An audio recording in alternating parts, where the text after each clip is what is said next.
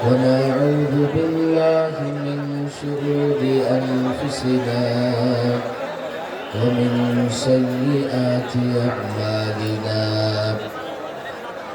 من يهده الله فلا مضل له ومن يضلله فلا هادي له ونشهد أن لا إله إلا الله وحده لا شريك له ونشهد أن محمدا عبده ورسوله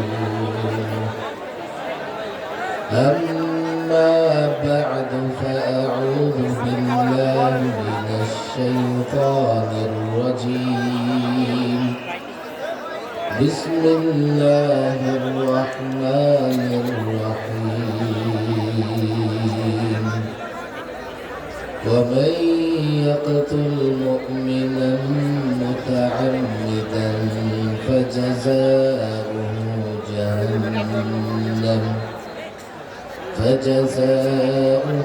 جهنم خالدا فيها وغضب الله عليه ولعنه وأعد له عذابا عظيما صدق الله مولانا العظيم وقال النبي صلى الله عليه وسلم سباب المسلم فسوق وقتاله كفر أو كما قال عليه الصلاة والسلام وصدق رسوله النبي الكريم ونحن على ذلك من الشاهدين والشاكرين والحمد لله رب العالمين বাইতুল মুমিন মাদ্রাসার 17তম 3 দিন ব্যাপী তাফসীরুল কোরআন মাহফিলের মোহতারাম সভাপতি জনাব আলহাজ মোহাম্মদ সিরাজুল ইসলাম এম.এ, আজকের দিনের আমন্ত্রিত অতিথিবৃন্দ, বিশেষ করে কিছুক্ষণের মধ্যে যিনি আসবেন আজকের দিনের অন্যতম অতিথি হযরত মাওলানা মামুনুল হক সাহেব, মঞ্চে উপবিষ্ট ওলামায়ে কেরাম, ছাত্র জনতা, যুবক ভাইয়েরা, দিন দরদি তাওহীদি জনতা, যেহেতু লাখো লোকের সমাগম, সেই অনুযায়ী জায়গাটা সংকীর্ণ। আমি দেখতে পাচ্ছি আপনাদের বসে থাকতেও কষ্ট হচ্ছে, দাঁড়িয়ে থাকতেও কষ্ট হচ্ছে, এবং এই বাদিকে একটু সুরগুল হচ্ছে। আমার মনে হয় মিডিয়া ক্যামেরাগুলোর কারণে না, অন্য কারণে। তাহলে ক্যামেরা থাক, আপনারা বসে করে না কেউ দাঁড়াবেন। আচ্ছা, একবার দেখে বসে পড়ে, হুজুরকে দেখা যাচ্ছে না, এবার দেখা যাচ্ছে তো? মাশাআল্লাহ, একবার দেখে এখন আসলে এগুলো সরিয়ে ফেললে আরেকটু বিশৃঙ্খলা হবে। আমার একটু ধৈর্য দেন, একটু ধৈর্য দেন। আর আমি মাওলানা আব্দুল্লাহ সাহেবকে বলবো আগামীতে যেন আরো বিশাল গ্রাউন্ড তৈরি করা হয় মাহফিলের জন্য। কত কষ্ট করে বসে আছেন আপনারা, আমার দেখতেই কষ্ট হচ্ছে, তাহলে আপনারা কত কষ্ট করে বসে আছেন। এই যে হাজার হাজার ইসলাম প্রেমিক জনতা দাঁড়িয়ে আছে, আবার পাশে রেল লাইন, খবরদার বলেও রেল লাইন দাঁড়াবেন না, রেল লাইনে কেউ দাঁড়াবেন না। কষ্ট হচ্ছে, মাহফিল 3 দিনের, আজকে শেষ দিন এমনিতেই অনেক লোকারণ্য হয়। দ্বিতীয়ত শেষ দিনের অতিথিবৃন্দ আসতেছেন এক এক করে, প্রধান মেহমান তিনিও আসবেন, সেজন্য একটু ধৈর্য তো ধরতে হবে। আমি আসলে দীর্ঘ কথাও বলতে পারবো না, দীর্ঘ কথা বলবার মতো শারীরিক সক্ষমতা আমার ঠিক এই মুহূর্তে নাই। আমি যদিও 1 বছর আগে সরকারি মেহমানখানা থেকে মুক্ত হয়েছি, এখনো মাঝে মধ্যে একটু শ্রম দিলেই, পরিশ্রম করলেই জেলের ভেতরে নানা রকমের জটিলতা সৃষ্টি হয়েছিল, শারীরিক জটিলতা। একটু কষ্ট করলেই আমার সেই জটিলতাগুলো আবার দেখা যায়। আপনারা অবাক হবেন, আমি টানা এই 48 ঘন্টা ধরে সফরই করতেছি। কাল রাতে প্রায় মধ্যরাতের পরে মোমেন শাহীর ঐতিহ্যবাহী দিনী শিক্ষা প্রতিষ্ঠান বালিয়া মাদ্রাসা বয়ান করেছে। বালিয়া মাদ্রাসা থেকে বয়ান করে সকালে ফুলপুর এক জায়গায় প্ল্যান করেছে। এরপরে জোহরের পরে ইত্তেফাকুল উলামা মোমেন শাহীর বিশাল এক আয়োজন, সেখানে বয়ান করেছে। এখন আসার পথে জামিয়া উলুমুল ইসলামিয়া গাজীপুরে বয়ান করেছে। এখন আপনাদের এখানে এসেছি। এরপরে আমার খিলক্ষেতে আরো একটা প্রোগ্রাম আছে। গতবার আমি দাওয়াত নিয়েও আসতে পারিনি। আমাদের ভাই মোহাম্মদ নিয়ামতুল্লাহ সাহেব অনেক নারাজ হয়েছে আমাদের উপর, হুমকি ধুমকিও দিছে। এবার চিন্তা করলাম, জানে বাঁচি আর মরি, প্রোগ্রাম মিস করা যাবে না। আমি অত্যন্ত ক্লান্ত, আমার অত্যন্ত ব্যথিত বটে। ব্যথায় ব্যথায়, কষ্টে কষ্টে আমার ভেতরে এতটা ক্ষত তৈরি হয়েছে, আমি কোথাও কথা বলতে বসলে শর্টকাট কথা বলতে পারি না। ব্যথার জায়গাটা যেহেতু বড়, আমি একাধিকবার গত 16 বৎসরে আপনারা জানেন 3বার সরকারি মেহমান হয়েছে। সর্বশেষ ঢাকায় সবার আগে পহেলা রমাদানে ইফতারির আগ মুহূর্তে বাসার গেট থেকে আমাকে গ্রেফতার করে টানা আমি 2.5 মাস রিমান্ডে ছিলাম এবং আমাকে সম্পূর্ণ আইসোলেট করা হয়েছিল, বিচ্ছিন্ন করা হয়েছিল। একবার আমি জেলখানা থেকে জেল কর্তৃপক্ষ আমাকে জানালেন, বাইরে খবর ছড়িয়ে পড়েছে আপনাকে নাকি প্রতিবেশী রাষ্ট্রে আমরা পাচার করে দিয়েছি। অনেক কষ্ট, অনেক ব্যথা, ব্যথায় ব্যথায় ভেতরে এতটা ক্ষত তৈরি হয়েছে। কোথাও যদি কথা বলতে বসি, শর্টকাট কথা বললে তৃপ্তি হয় না, মনে হয় যে আরো কিছু কথা কেন বলি না। আমি বাংলাদেশের রাজনীতি, বাংলাদেশের আন্দোলন সংগ্রাম, বিশেষ করে লালবাগ জামিয়ার ছাত্র, অতঃপর লালবাগ জামিয়ার শিক্ষক, অতঃপর আল্লামা মুফতি আমিন রাহিমাহুল্লাহর সঙ্গে নানা আন্দোলন সংগ্রামে অংশগ্রহণ করার কারণে অনেক অভিজ্ঞতা, অনেক তিক্ত অভিজ্ঞতাও আমার আছে। বিশেষ করে ইসলামিয়ান বাস্তবায়ন কমিটি গঠিত হওয়ার পরে আমি সক্রিয় কাজ করেছি। হেফাজত ইসলাম গঠিত হওয়ার পরে সক্রিয় কাজ করেছি। আজকাল লোকেরা সমন্বয়কদের চেনে। লং মার্চের সমন্বয়ক কারা ছিল? 3 জন ব্যক্তি সমন্বয়ক ছিল 13তে লং মার্চের। 3 জনের মধ্যে আমি অধম ছিলাম। অবরোধের সমন্বয়ে কাজ করেছি।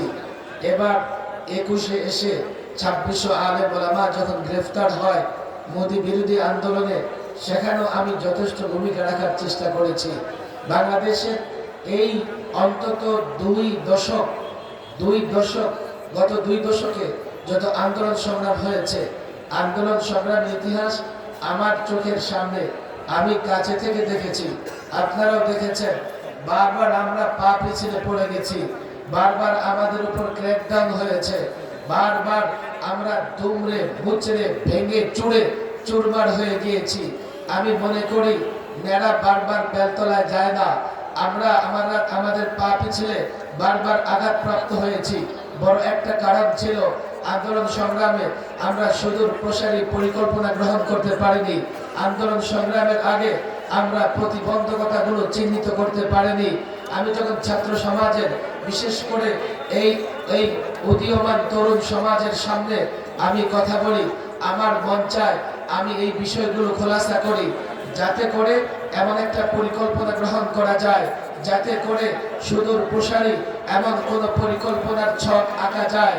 আমরা পিছপা হব না, আমরা লড়াই করব, আমরা আমাদের লক্ষ্যে পৌঁছবো, আমরা আর দুমড়ে মুচড়ে ভেঙে পড়ব না। এই লড়াই চলতে থাকবে যতদিন এই জমিনে কোরআনী শাসন প্রতিষ্ঠা না হয়, লড়াই চলতেই থাকবে। লড়াই লড়াই লড়াই চাই, লড়াই করে বাঁচতে চাই। নারে তাকবীর।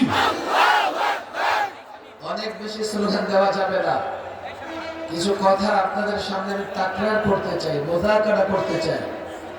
বক্তৃতা তো প্রতিদিন হয়, প্রচুর বক্তৃতা হয়, অনেক ওলামায়ে কেরাম এখানে আছেন, মাঠেও অনেক ছাত্ররা বসে আছে যাদেরকে নিয়ে আমরা স্বপ্ন দেখি। যে ছাত্ররা আমাদের ভবিষ্যৎ, যাদের হাতে আমরা ইসলামের ঝান্ডাটা উঁচু করে তুলে তাদের হাতে সমর্পণ করতে চাই। এই যে 16টা বৎসর যাবৎ আমরা জুলুম নির্যাতন সহ্য করেছি, চাইলে আপোষ করে ফেলতে পারতাম, চাইলে রাজকীয় জীবন যাপন করতে পারতাম, চাইলে জেলখানা নয় সংসদ সদস্য হতে পারতাম। শুধু একটা ভয় পেয়েছি, আমাদের আকাবের আসলাফরা রক্ত দিয়ে, ত্যাগ দিয়ে, কুরবানি দিয়ে আমাদের হাতে ইসলামের ঝান্ডা তুলে দিয়েছেন। এই ইসলামের ঝান্ডা আমরা অবনমিত হতে দেব না, এই ইসলামের ঝান্ডা আমরা মাটিতে পড়তে দেব না। আমাদের লক্ষ্য সেই ঝান্ডাকে উঁচু করে ধরে রাখা এবং সেই ঝান্ডাকে পরবর্তী প্রজন্মের হাতে তুলে দেওয়া। এখন কি পরবর্তী প্রজন্ম প্রস্তুত কিনা সেটাই আমার প্রশ্ন। যদি এই প্রজন্ম প্রস্তুত না হোক, আমরাই শেষ। ইসলামের ঝান্ডা উঁচু করে তুলে ধরে রেখেছি, এরপরে তোমরা আর এই ঝান্ডা উঁচু করে তুলে ধরতে পারবে না। আগে যতটা আবেগে কাজকর্ম করা গেছে, এখন ততটা আবেগে কাজকর্ম করা যাবে না। পরিকল্পনা লাগবে, সুদূর প্রসারী চিন্তা লাগবে। তাহলে বাংলাদেশে ইসলামের পক্ষে যে জোয়ার, এই জোয়ারকে রুখে দেবে তাগুতি শক্তির পৃথিবীতে কোথাও এমন অস্তিত্ব না। অনেক কথা দেখেন, আমি কোরআনুল কারীমের একটা আয়াত তেলাওয়াত করেছি, যেহেতু তাফসীরুল কোরআন মাহফিল। বাংলাদেশে ফেসিবাদীরা ফিরে আসবার জন্য এই দেশকে আবারও পৌত্তলিকতার দেশে রূপান্তরিত করতে, দেশের পরিচয় বদলে দিতে একের পর এক ষড়যন্ত্র হচ্ছে। সরকার বানানোর পরে, অন্তর্বর্তীকালীন সরকার গঠিত হবার পরে আমরা এক এক লীগের আবির্ভাব দেখছি। হঠাৎ দেখলাম রিক্সা লীগ মাঠে নেমে গেছে, এরপরে দেখলাম সিএনজি লীগ, এরপরে দেখলাম ভ্যান লীগ, এরপরে দেখলাম গার্মেন্টস লীগ, এরপরে দেখলাম ইসকন লীগ, এরপরে দেখলাম সাদ লীগ, এরপরে দেখলাম সচিবালয় আগুন লীগ। এই যে এই একের পর এক ফেসিবাদীদের দোসরদের দেশে অস্থিরতা সৃষ্টি করবার পায়তারা, দেশে নৈরাজ্য সৃষ্টি করবার পায়তারা কেন হচ্ছে? এই ছাত্র জনতা, এই যুবকেরা একটু মন দিয়ে শোনো। তোমাদের কাছে মনে হবে যাতে অমুক দল ক্ষমতায় যেতে না পারে, এই জন্য দেশে নৈরাজ্য সৃষ্টি করা হচ্ছে। মিথ্যে কথা, কোনোদিন নয়। বস্তুবাদী দল, বস্তুবাদী সংগঠন এটা ক্ষমতায় যাক আর ওইটা ক্ষমতায় যাক, তাতে তাগুতের কোনো আসে যায় না। তাদের গাত্রদাহ, তাদের জ্বালাপোড়া হচ্ছে এদেশে। আলেম ওলামা, মুসলমান, ইসলামী শক্তি কেন মাথা চাড়া দেবে? এটাই হচ্ছে তাদের গাত্রদাহের মূল কারণ। দাওয়াত তাবলীগ নিয়ে অনেক কথাই আমার বলা লাগে, আমি আগেও এই বিষয় নিয়ে কথা বলেছি। দাওয়াত তাবলীগের কাজ একটা নিরীহ কাজ। নিজেরটা পড়ে অন্যদেরকে আল্লাহর পথে আহ্বান করে। কেউ যদি কটূক্তি করে, প্রতি উত্তরে সে কটূক্তি করে না। কেউ যদি আঘাত করে তো হাত ধরে ক্ষমা চেয়ে নেয়, পাল্টা আঘাত করে না। এটাই তো দাওয়াত তাবলীগের কাজ ছিল। তাহলে এমন একটা নিরীহ জামাতে কারা অনুপ্রবেশ ঘটলো, কাদের প্রবেশ হয়েছে এই নিরীহ দাওয়াত তাবলীগের জামাতে? যারা বিশ্ব ইজতেমার ময়দানে নামাজরত, তাহাজ্জুদরত, তেলাওয়াতরত গোমন্ত সাথীদের হত্যা করেছে। তারা কারা? তারা দাওয়াত তাবলীগের কখনোই কল্যাণ চায় না। তারা বরং দাওয়াত তাবলীগের কাজকে ধ্বংস করতে চায়। আমি বলি দাওয়াত তাবলীগের কাজকে বিভক্ত করেছে ফেসিবাদ। আমি আমার স্কুল, কলেজ, ইউনিভার্সিটির সাথী ভাইদের বলবো, আমি সাধারণ মুসলমানদের বলবো, মসজিদের কমিটি যদি ঝগড়া করে, মসজিদ ভাগ করে দেওয়া যাবে? যে এই মুসল্লিরা 3 দিন মসজিদে আসবে আর ওই মুসল্লিরা 3 দিন আসবে, ভাগ করা যাবে? মাদ্রাসা কমিটি নিয়ে ঝগড়া হলে মাদ্রাসা ভাগ করে দেওয়া যাবে? দেশের ক্ষমতা নিয়ে ঝগড়া হলে দেশটাকে ভাগ করে দেওয়া যাবে? দাওয়াত ও তাবলীগ নিয়ে ঝগড়া হলে মসজিদ ভাগ হবে কেন? ইজতেমার ময়দান ভাগ হবে না কেন? ভাগ হবে কেন? ঝগড়া ঝাঁটি মীমাংসা করবার চেষ্টা করতে হবে। কিন্তু কেন দাওয়াত ও তাবলীগের এই দুইটা গ্রুপ হয়েছে? যখন ফেসিবাদীরা দেখেছে আলেম ওলামাদের মোকাবেলা করা যাচ্ছে না, আলেম ওলামাদের মুখ বন্ধ করা যাচ্ছে না, তারা বাধাহীনভাবে দেশকে পৌত্তলিক দেশে পরিণত করতে চায়, তারা বাধাহীনভাবে এই দেশে নাস্তিকতাবাদের শাসন প্রতিষ্ঠা করতে চায়, আলেমদের দমন করবার জন্য, আলেমদের উপর নিপীড়ন জুলুম চালাবার জন্য আলেমদের ভেতর থেকে এক দলকে বিভক্ত করে আলেমদের বিরুদ্ধে লাগিয়ে দিয়েছে। আজকে একদল মসজিদে মসজিদে বসে ওলামাদের বিরুদ্ধে কথা বলে। আমরা যাদেরকে মেহনত করে দাওয়াত দিয়ে মসজিদে এনেছি, মসজিদে এসে এখন তারা ওলামাদের বিরুদ্ধে ফতোয়া দেয়, ওলামাদের বিরোধিতা করে। অনেক কথা, আমি বিস্তারিত কথা আজকে বলবো না। আমি সাধারণ অনেক মুসলমান যুবক এখানে এসছে, যখন দাওয়াত ও তাবলীগের কাজ নিয়ে ঝামেলা হয় আমরা কি চেয়েছি? আমরা কোরআনুল কারীমের সূরা হুজুরাতের একটা আয়াতের উপর আমল করেছি। শুরুতেই আমরা কোন পক্ষকে দোষারোপ করিনি।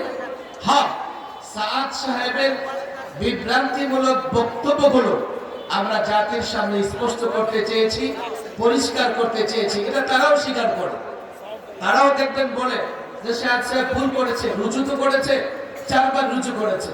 আমরা বলি 4 বার ভুল করে 4 বার রুজু করেছে, এরপরে আরো 20 বার ভুল করেছে। যে ব্যক্তি এতটা ভুল করে, আমরা তো বলি না তাকে নিজামউদ্দিন থেকে বের করে দাও, আমরা বলি না তাকে দাওয়াত ও তাবলীগ থেকে বের করে দাও। আমরা বলেছি যে লোকটা এতটা ভুল করে সে যদি আমির হয় তো সেই জামাতের কোনোদিন কল্যাণ হতে পারে না। তোমরা এই লোকটাকে আমির কেন মানো? এবং তার আমির হওয়ার পথ ও পন্থা শরীয়ত সম্মত ছিল না।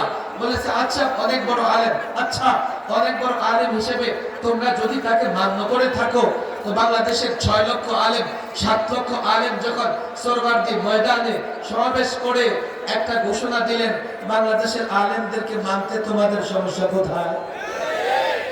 বলো সমস্যা কোথায়? আমরা কি কাজ করেছি? কোরআনে কারীমের নির্দেশনা,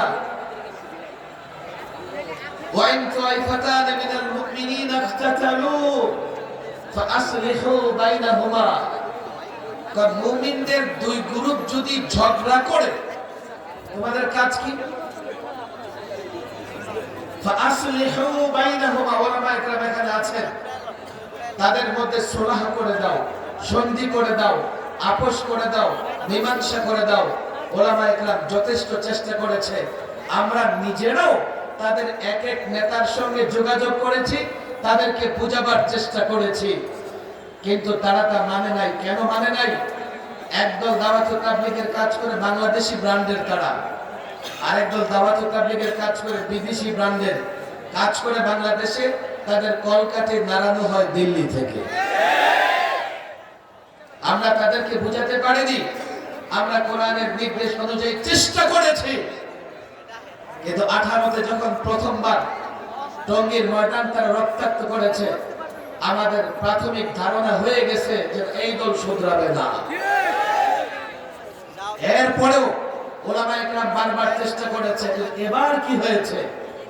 এবার যখন তুরাগের তীর রক্তাক্ত করেছে, ইজতেমা ময়দান রক্তাক্ত করেছে, এখন আমাদের করণীয় কি? আমরা নীরব থাকবো? আমি যুবকদের বলি, আমরা তৃতীয় পক্ষ থাকবো, আমরা দর্শক হিসেবে থাকবো, আমরা নীরব থাকবো, না আমাদের কোনো করণীয় আছে? কোরআন কি বলে? কোরআন আমাদের এখন যে নির্দেশনা দিচ্ছে, ফাইন বাগাত ইহদাহুমা আলাল উখরা, ফাইন বাগাত ইহদাহুমা আলাল উখরা, যে 2 গ্রুপ ঝগড়া করতেছে তাদের মধ্যে সুলহ করে দাও। যদি এমন হয় এক গ্রুপ আরেক গ্রুপের উপরে আক্রমণ করে, বাগাবাত করে, কেতাল করে, তখন তোমরা কি করবা? ফাকাতিলুল্লাতী বাগাত, ফাকাতিলুল্লাতী বাগাত। যারা বাগাবাত করেছে, যারা আঘাত করেছে, যারা হত্যা করেছে তাদের বিরুদ্ধে লড়াই করো। আমার যদি ভুল হয়ে থাকে, আমার ভুল হতেই পারে, আমিও মানুষ। উলামাদের বলি, রেকর্ড হচ্ছে কোরআনুল কারীমে সূরাতুল হুজুরাতের 9 নম্বর আয়াতটা বের করে একটু দেখেন, সে আয়াতে কি ধরনের নির্দেশনা এসেছে। কোরআন তো এখানে আমার সামনেই আছে, আমি একটু দেখে নেই আমার রেফারেন্স ঠিক মতো আছে না নাই।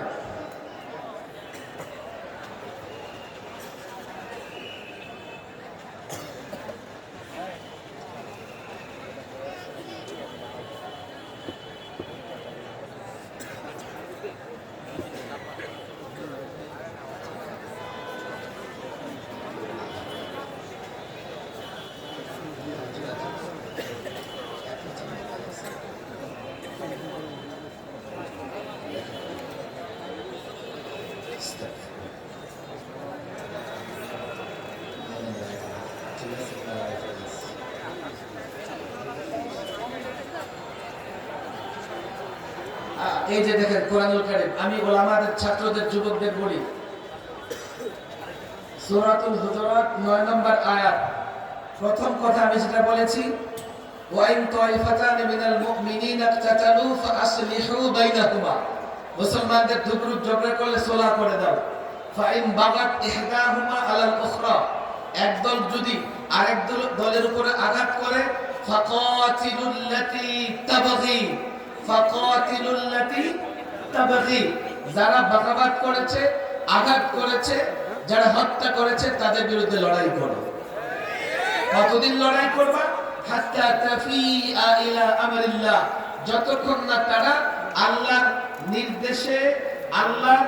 নির্দেশের দিকে ফিরে আসে, ততদিন লড়াই করো। ফাইন ফাআত, যদি ফিরে আসে, ফাআসলিহু বাইনাহুমা বিল আদলি ওয়া আকসিতু। অনেক দীর্ঘ কথা, আয়াতের ব্যাখ্যায় আমি যাব না, যেহেতু তাফসীরুল কোরআন মাহফিল। আমার দিকে খেয়াল করেন, তারা কি বাগাবাত করেছে, তারা কতটা ভয়ঙ্কর কাজ করেছে। এই পৃথিবীতে সবচেয়ে বড় অপরাধ হচ্ছে হত্যা করা। এই কোরআনুল কারীমের এক আয়াতে আল্লাহ তাবারক ওয়া তাআলা কাবিল এবং হাবিলের হত্যাকাণ্ডের ঘটনা বর্ণনা করবার পরে আল্লাহ একটা বিধান লিখে দিয়েছেন, কাতাবানা আলা বানি ইসরাঈল। মানে এই বসো না, বসো বাইরে নিয়ে থাকতে দাও।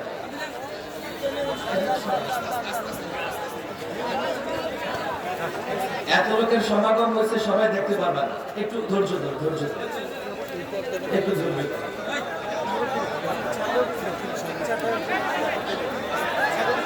আমরা কি ক্লান্ত হয়ে গেছি?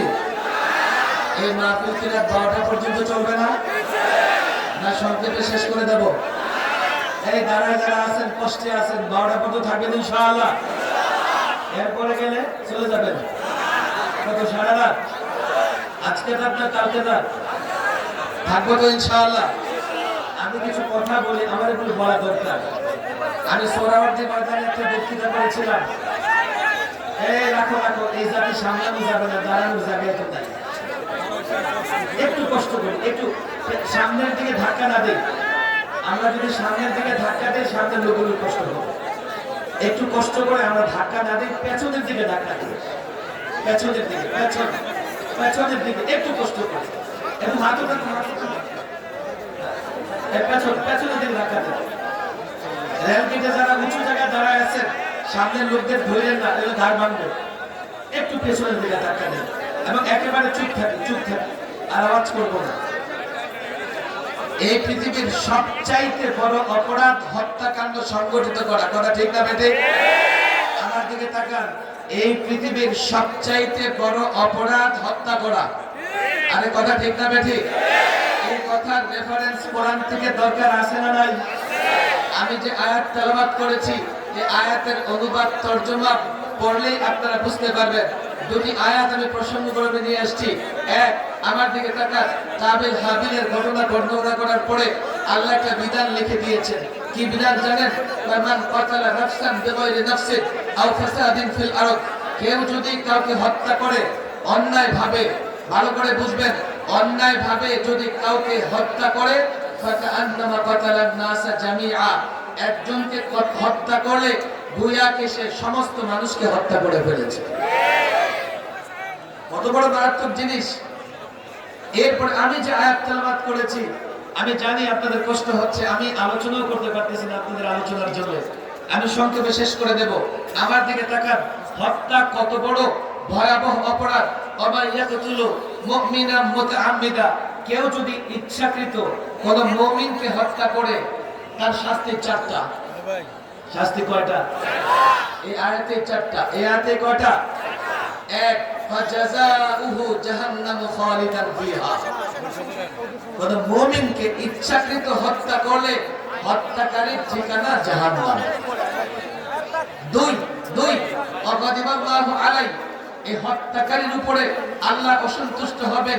3 ওয়ালাআনাহু, হত্যাকারীর উপর আল্লাহ লাআনত করেন। 4 আ'আদ্দা লাহু আযাবান আযীমা, তার জন্য আল্লাহ ভয়াবহ শাস্তি প্রস্তুত করে রেখেছেন। একটা হত্যা কত ভয়াবহ জিনিস, একটা হত্যা কত ভয়াবহ জিনিস। আর একজনকে হত্যা করা গোটা জাতিকে হত্যা করা। হাদিসের বর্ণনাগুলো, হাদিসের উক্তিগুলো আরো কঠোর। এক হাদিসে এসেছে, শিবাবুল মুসলিমি ফুসুকুন ওয়া কিতালুহু কুফরুন, কোন মুসলমানকে গালি দেওয়া অন্যায়, মারাত্মক অন্যায়। আর কোন মুসলমানকে হত্যা করা কুফর, কুফরি কাজ। আমরা যখন বুঝলাম যে হত্যা এত মারাত্মক ধরনের অপরাধ, তো যারা হত্যা করেছে তাদের ব্যাপারে আর নীরব থাকার কোনো সুযোগ আছে? আবারও বলি, আমরা যখন বুঝলাম হত্যা করা বড় ধরনের অপরাধ, এখন হত্যাকারীর ব্যাপারে নীরব থাকার কোনো সুযোগ আছে? কি করতে হবে? আরেকটা হাদিসের উপর আমল করবেন। উনসুর আখাকা যালিমান আও মাজলুমা, তোমরা তোমাদের ভাইদের সহযোগিতা করো, চাই জালেম চাই মাজলুম। জালেমকে সহযোগিতা কেমনে করব? মাজলুমকে তো সহযোগিতা করা আমরা বুঝি, আমরা জানি। সাহাবায়ে কেরাম এমন একটা প্রশ্ন করেছিলেন, ইয়া রাসূলুল্লাহ, জালেমকে কেমনে সহযোগিতা করব? রাসূল বলেন, জালেমকে এইভাবে সহযোগিতা করবা, জালেমকে জুলুম থেকে বিরত রাখবা। কথা ঠিক না ঠিক? জালেমকে জুলুম থেকে বিরত রাখবে। যারা জুলুম করেছে, যারা 4 জন সাথীকে হত্যা করেছে, যারা শত শত সাথীকে রক্তাক্ত করেছে, তারা জালেম, তারা কাতিল, তাদেরকে আপনারা সহযোগিতা করবেন। কেমনে সহযোগিতা করবেন?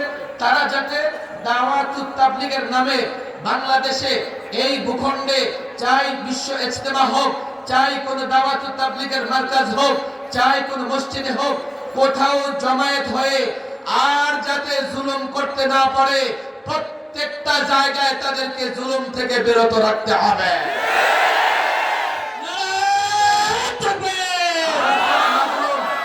আর যারা মাজলুম, তারা আলেমদের তত্ত্বাবধানে দাওয়াতুত তাবলীগের কাজ করবে, বিশ্ব ইজতেমা ময়দানে করবে, তুরাগের পারে করবে, তুরাগের তীরে করবে, দাওয়াতুত তাবলীগের মার্কাজগুলোতে করবে, মসজিদে করবে। তাদের হেফাজত করবেন, তাদেরকে সেভ করবেন। যদি বাহির থেকে কোথাও জালেম গোষ্ঠী এই মাজলুমদের উপরে আঘাত করার চেষ্টা করে, তাদের প্রতিরোধ করে মাজলুমদের হেফাজত করতে হবে।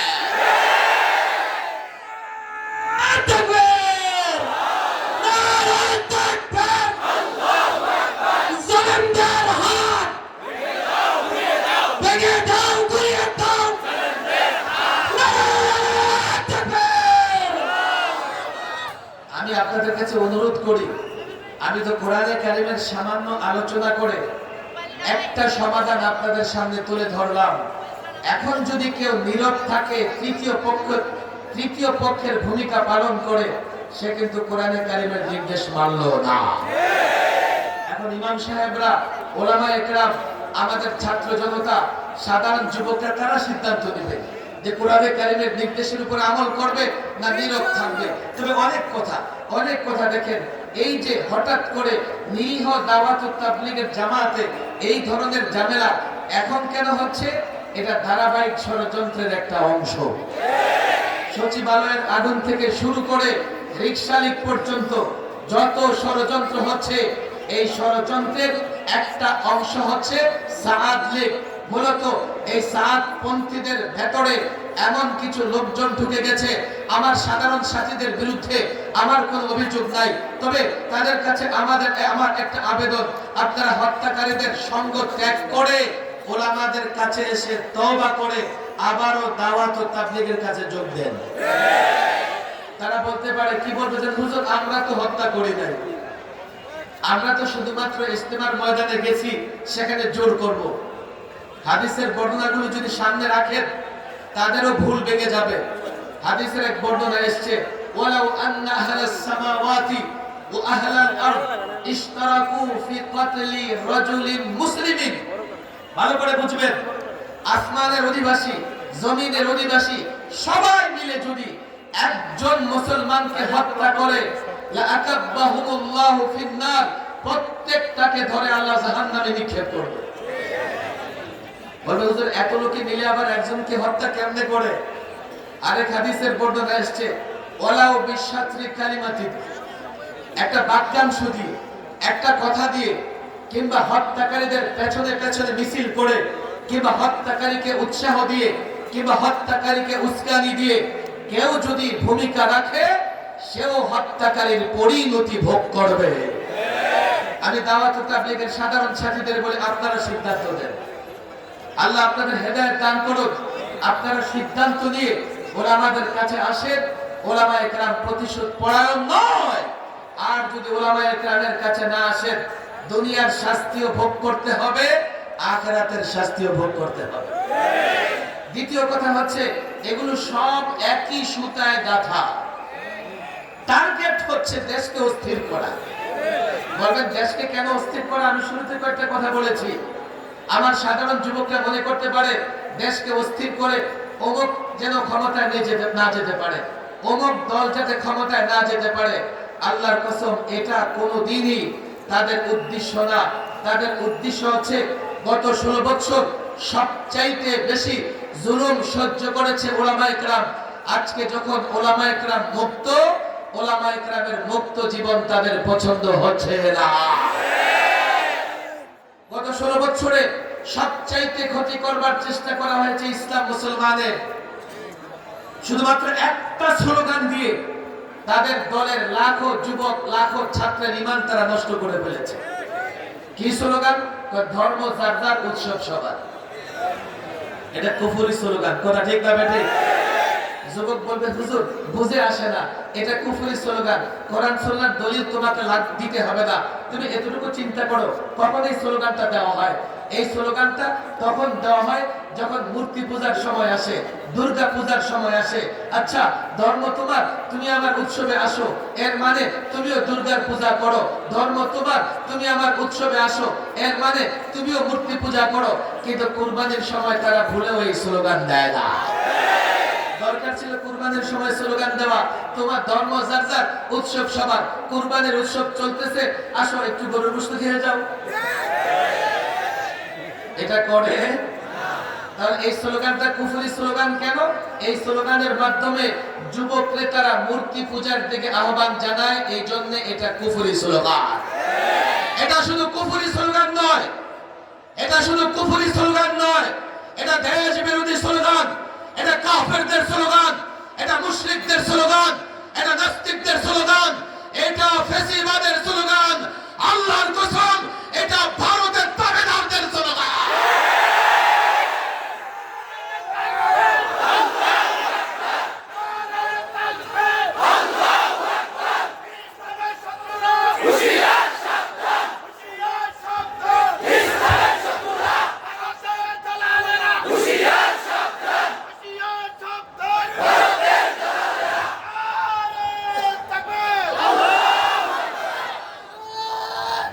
কেউ বলবে আমার কথা, আমি লাস্ট কথায় চলে আসছি, একটু হাতে পায়ে ধরে শোনার চেষ্টা করেন। দেশের নৈরাজ্য সৃষ্টি করা দুইটা তাদের বড় উদ্দেশ্য। এক হচ্ছে তাদের কাছে ইসলাম মুসলমানদের কল্যাণ ভালো লাগে না।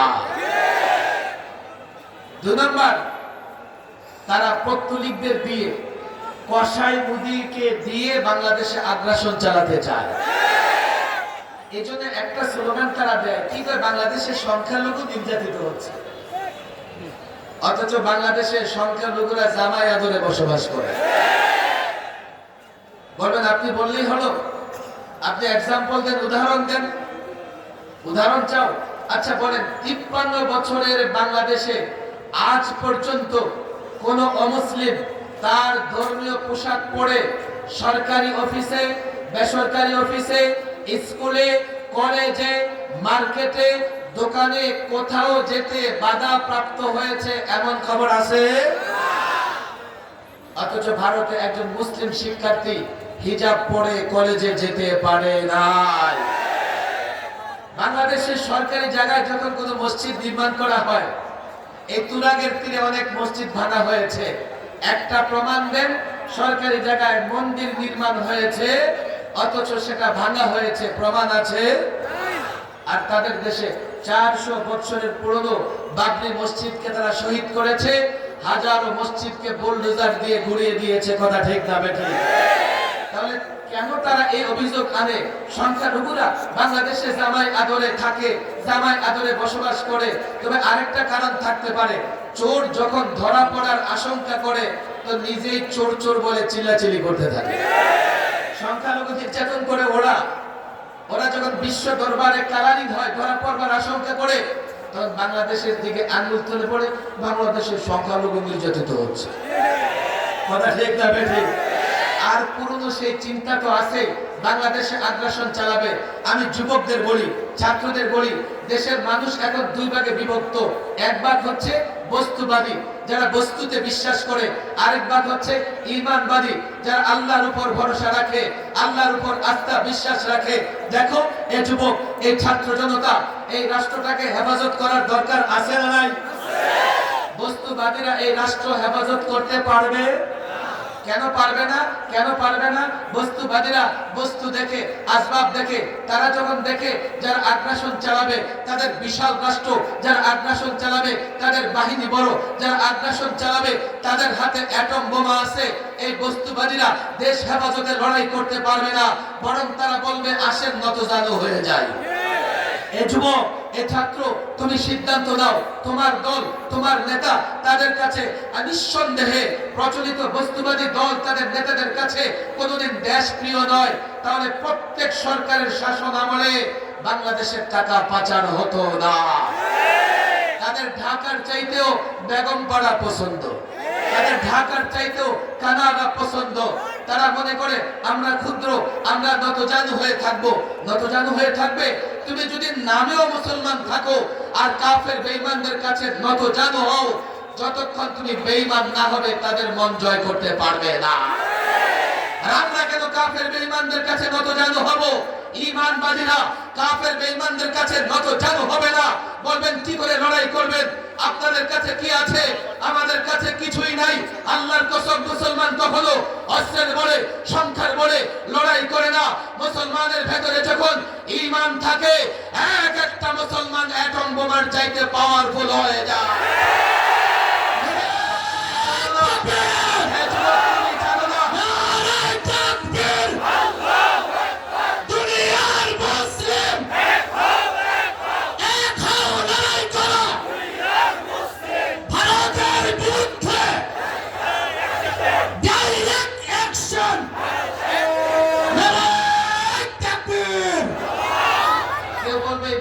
দরকার কি? চলেন না বড় ভূখণ্ডের সঙ্গে মিলিত হয়ে যায়। এমন লোক আছে না ভাই?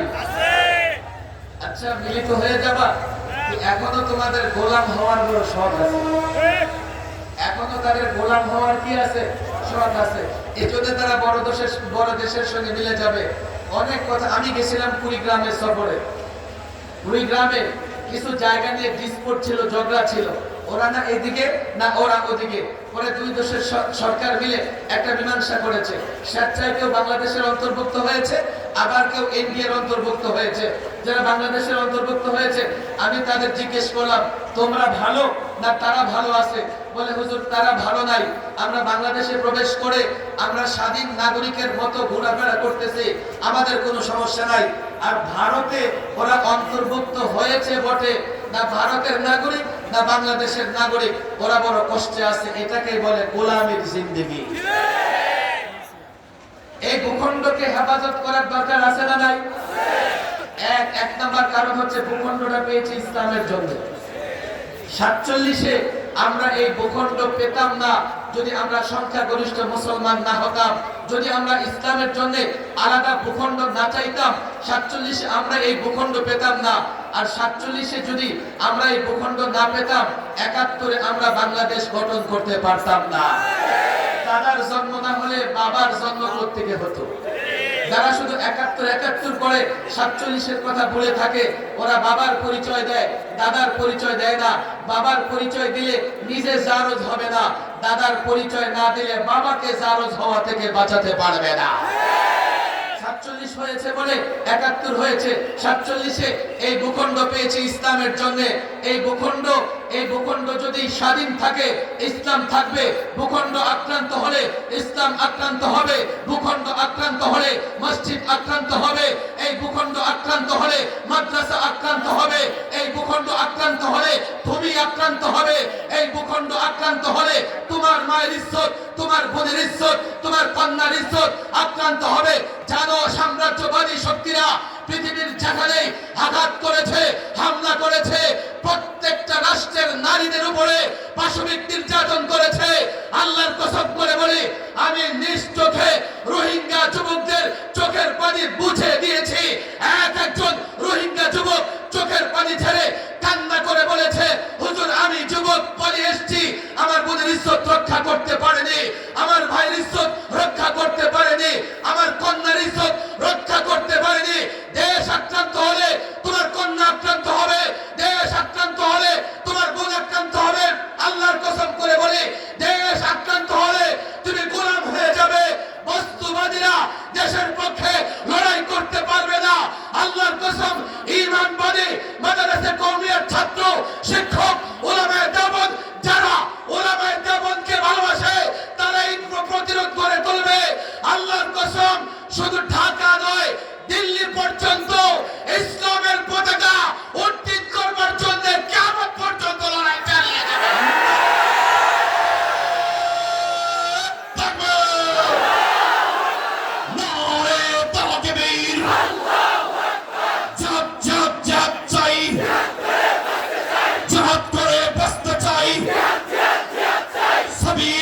سبيلنا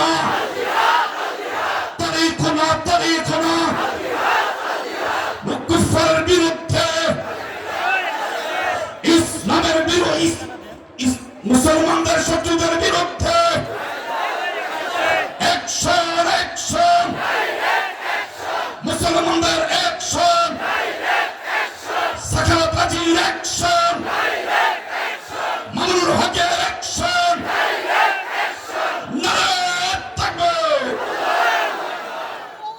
ষড়যন্ত্রের একটা কারণ এটাও আছে, তারা তোমাদেরকে ভয় পায়। বলবেন হুজুর কেন ভয় পায়? কেন ভয় পায়? যশোরে একটা মাদ্রাসার কিছু ছাত্র যেমন খুশি তেমন সাজো প্রোগ্রাম করেছে। শুনেন, স্কুল কলেজে এই ধরনের অনুষ্ঠান হয় কি হয় না? বাচ্চা ছেলেরা বর কনে সাজে কি সাজে না? কৃষক সাজে কি সাজে না? মাঝি সাজে কি সাজে না? মাস্টার হয় কি হয় না? মাদ্রাসার ছেলেরা কি করেছে? ওদের গায়ে তো আগে থেকে পোশাক থাকে এক রকমের, যা দেখলে ওদের পায়জামা গরম হয়ে যায়। এবার শুধু নিজের রুমালটা দিয়ে মুখটা দেখেছে। নিজের রুমালটা দিয়ে কি করেছে? তোমরা জানো না, দিল্লি পর্যন্ত কাঁপন ধরে গেছে। তাদের মিডিয়াগুলো হায় হায় হায়, আমাদের দেশের কাছে এগুলো কি হচ্ছে? আপনারা অবাক হবেন, যশোর আবার ওদের বর্ডারের কাছে। যশোরটা ওদের বর্ডারের কাছে। সবচেয়ে মজার ব্যাপার হলো, আমি 8-10 বছর আগে ক্যালকাটাতে প্রোগ্রামে গিয়েছিলাম।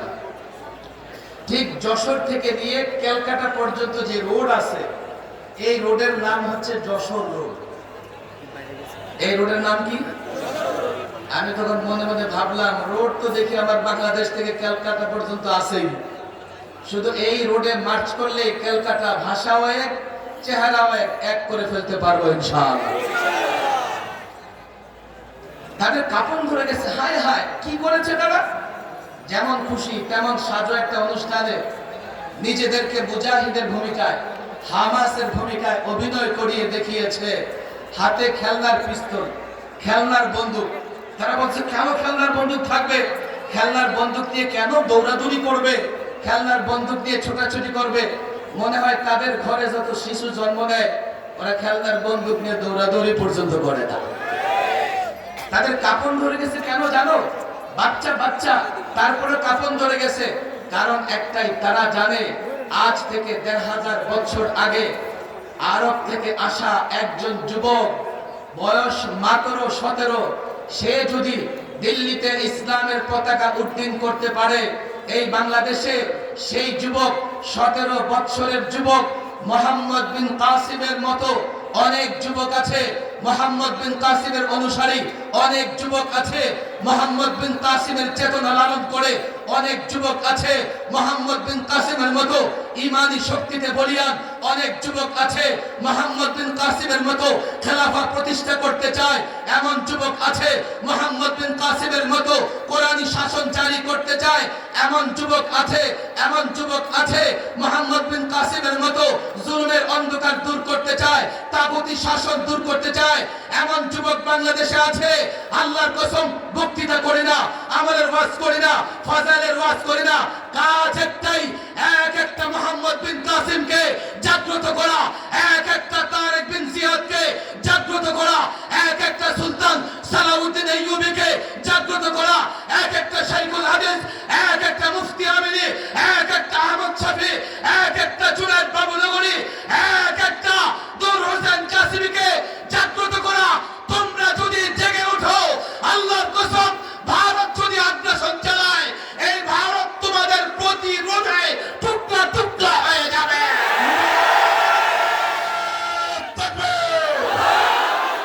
শাহজালালের হাতিয়ার ভরছে উঠুক আরেক বার, শাহজালালের হাতিয়ার, সাগত হাজির হাতিয়ার, মামুন হকের হাতিয়ার, আতাউল আমিনের হাতিয়ার, শাইখুল হাদিসের হাতিয়ার, মুফতি আমিনীর হাতিয়ার।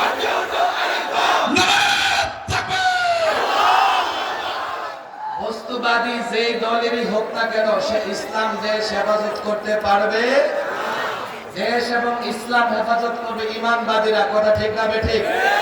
ঈমানবাদীদের নেতৃত্ব দেবে উলামায়ে কেরাম। ঈমানবাদীদের পেছনে প্রথম কাতারে থাকবে মাদারিসে কওমিয়ার ছাত্র শিক্ষকরা। আমরা উলামাদের নেতৃত্বে ঐক্যবদ্ধ হব তো ইনশাআল্লাহ? লম্বা করে হাত উঠাই। উলামাদের নেতৃত্বে ঐক্যবদ্ধ হব তো ইনশাআল্লাহ? এই জমিনে কোরআনের শাসন প্রতিষ্ঠা করব তো ইনশাআল্লাহ? কোরআনের শাসন প্রতিষ্ঠা হলে সব ধর্মের লোকেরা ভালো থাকবে, কোন ধর্মের লোকদের উপরে কোন ধরনের জুলুম হবে না। কোরআন এই নিশ্চয়তা দিয়েছে, কারো উপরে জুলুম করার কোনো সুযোগ নাই, কাউকে জবরদস্তি করে মুসলমান বানানোর সুযোগ নাই। এই জন্য উলামায়ে কেরাম থাকবেন নেতৃত্বে, ছাত্র সমাজ প্রথম কাতারে থাকবে, এই স্কুল কলেজের যুবক, এই সাধারণ মুসলমানেরা। আমরা কি ভয় যদি পাই, অন্তত তৃতীয় কাতারে দাঁড়িয়ে থাকতে পারবো তো ইনশাআল্লাহ? এই উলামায়ে কেরাম যদি খেলাফত প্রতিষ্ঠার ডাক দেয়, উলামাদের ডাকে সাড়া দিব তো ইনশাআল্লাহ? হাফিজি হুজুর রাহিমাহুল্লাহ, মুফতি আমিন রাহিমাহুল্লাহর চেতনায় আবার যদি এদেশে খেলাফত প্রতিষ্ঠা করবার চেষ্টা করা হয়, শাইখুল হাদিস আল্লামা আজিজুল হক রাহিমাহুল্লাহর চেতনাকে সামনে রেখে আবারও যদি খেলাফত প্রতিষ্ঠা করার সংগ্রাম করা হয়, আমরা থাকবো তো আমাদের সঙ্গে ইনশাআল্লাহ? আমাদের সঙ্গে থাকবো তো ইনশাআল্লাহ? আল্লাহ তাবারক ওয়া তাআলা এই বিশাল মজমাকে কবুলের মঞ্জুর করে নিন। আমি আগেই বলেছি, লম্বা বক্তৃতা করার মতো শারীরিক সক্ষমতা আমার নেই, এরপরেও এত লাখো লোকের জমায়েত, আমি শুধুমাত্র ঈমানি জজবায়, আপনাদের জজবা দেখে কিছু কথা বলেছি। ইনশাআল্লাহ শুধু কথা নয়, মাঠে ময়দানেও আমরা একসঙ্গে থাকবো ইনশাআল্লাহ। চাই দাওয়াত ও তাবলীগের ময়দানে হোক, চাই জিহাদের ময়দানে হোক, একসঙ্গে লড়াই করবো ইনশাআল্লাহ। আল্লাহ তাবারক ওয়া তাআলা তৌফিক দান করুন। ওয়া মা তাওফীকি ইল্লা বিল্লাহ ওয়া মা আলাইনা ইল্লাল